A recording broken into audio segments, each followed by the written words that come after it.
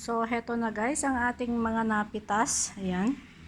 Ating mga napitas na prutas ay na mga gulay. Ayan po, ito na po, fresh na fresh. Ayan.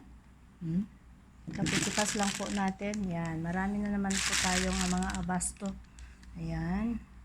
So, marami guys. Ito po, yung money plant sa atin. Ayan.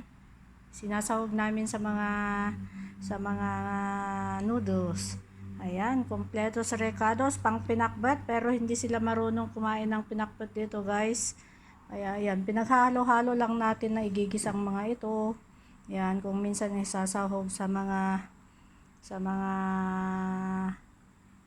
curries. Ayan, ginigisa sa itlog, ginagasang solo, ginagisa sa itlog. Ayan, sarap po guys. Yan, mga sariwa guys, mga sariwang pagkain, mga sariwang prutas. Ayan. Yan, mga calamansi at lemon. Yan yung winter melon. Papaya, yung kapipitas ko lang kanina. Ayan, yung money plants. Ayan. Ganito po guys.